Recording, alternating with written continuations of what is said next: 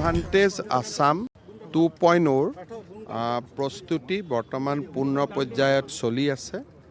অহা 24 তাৰিখে সন্ধিয়া 5 বজাত প্ৰধানমন্ত্ৰী ডাঙৰীয়া গুৱাহাটীত আহি উপস্থিত হ'ব আৰু সৰু সজাইত ঝুমুৰ নৃত্যৰ পৰিদৰ্শন তেখেতে উপভোগ কৰিব।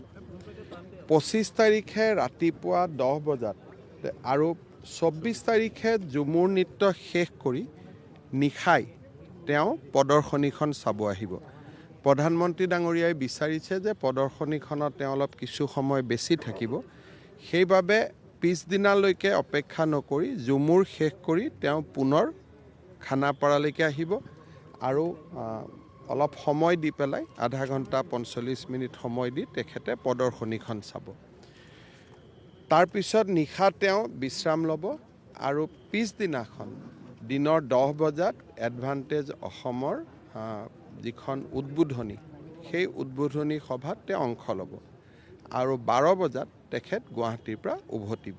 প্ৰধানমন্ত্ৰী ডাঙৰীয়াৰ কাৰ্যসূচী সেইটো আৰু তাৰ লগত সংলগ্ন হৈ অহাকালিৰ ভিতৰত আমি গম পাম যে কিমান ৰাষ্ট্ৰদূত আহিব, কোন কোন মন্ত্ৰীয়ে ফাইনেলি যোগদান কৰিব, কিমান উদ্যোগপতি আহিব। অহাকালি 11 বজাৰ পিছৰ ভিতৰত গোটেই যিটো আমি এক প্ৰকাৰ ক'ব গ'লে চিত্ৰখন স্পষ্ট হৈ পৰিব আৰু মই চেষ্টা কৰিম অহাকালি যাতে আপোনালোকক গোটেইখিনি কথা জনাব পাৰোঁ। ভূটানৰ এটা শক্তিশালী ডেলিগেশ্যন, তেওঁলোকৰ এজন মন্ত্ৰীও আহিব আৰু তেওঁলোকৰ গেলেফুৰ ওপৰত এটা 1.5 ঘণ্টাৰ ছেশ্যন এটাও হ'ব। 8খন ৰাষ্ট্ৰ আমাৰ পাৰ্টনাৰ কাণ্ট্ৰি হিচাপে আহিছে, কিন্তু অহাকালিলৈ ৰাষ্ট্ৰৰ সংখ্যা বঢ়াৰ সম্ভাৱনা আছে। কালি সন্ধিয়া শেষ হ'ব। এতিয়ালৈকে 14,000 ব্যক্তিয়ে ৰেজিষ্ট্ৰেশ্যন কৰিছে, কিন্তু 14,000 উদ্যোগপতি নহয়। অসমৰ ছাত্ৰ, ষ্টাৰ্টআপছ বা অসমৰ ব্যৱসায়ী উদ্যোগী বা আমাৰ উদীয়মান যুৱক, self help group, farmers production যিটো কোম্পেনী FPC বুলি কওঁ, ফাৰ্মাৰ প্ৰডিউচাৰ্ছ কোম্পেনী, তাৰো ডেলিগেটছ আছে।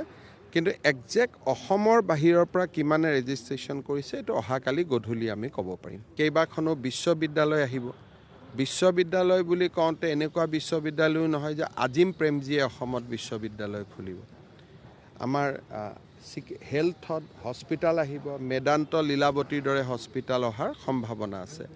গতিকে গোটেইটো এটা নেক্সট পৰ্যায় এটাত অসম যাবগৈ। কিন্তু আমি যিমানেই নকৰোঁ কিয় অসমৰ ৰাইজে সকলোকে আদৰি ল'ব লাগিব। চৰকাৰে আদৰিলেতো নহ'ব, ৰাইজে আদৰি ল'ব লাগিব। যদি ৰাইজে উদ্যোগপতিসকলক আদৰি লয়, ৰাইজে যদি শিক্ষা, ইউনিভাৰ্চিটি, মেডিকেল এইবিলাকক যদি আদৰি লয়, তেতিয়াহ'লে 2 বছৰ 3 বছৰৰ ভিতৰতে অসমৰ পৰিৱেশটো সম্পূৰ্ণ বেলেগ হৈ উঠিব। কিন্তু মই ধৰি ল'লোঁ, ইয়াতে মাতি দিলোঁ, আকৌ ৰাইজে তাৰ পৰা পহু খেদি দিলে, আকৌ দ্বিতীয় গ'ল, তাতে আৰু এটা খেদা খেদিলে, তেতিয়া যিমানেই কষ্ট নকৰোঁ কিয় কেতিয়াও লাভ নহ'ব। সেইকাৰণে আৰু এইবাৰ আমি স্মল স্কেল ইণ্ডাষ্ট্ৰী আৰু ষ্টাৰ্টআপসকলকো বহুতখিনি ইয়াত সুবিধা দিব খুজিছোঁ। তেওঁলোকে ডাঙৰ উদ্যোগীসকলৰ লগত ইয়াত কথা পাতিব পাৰিব।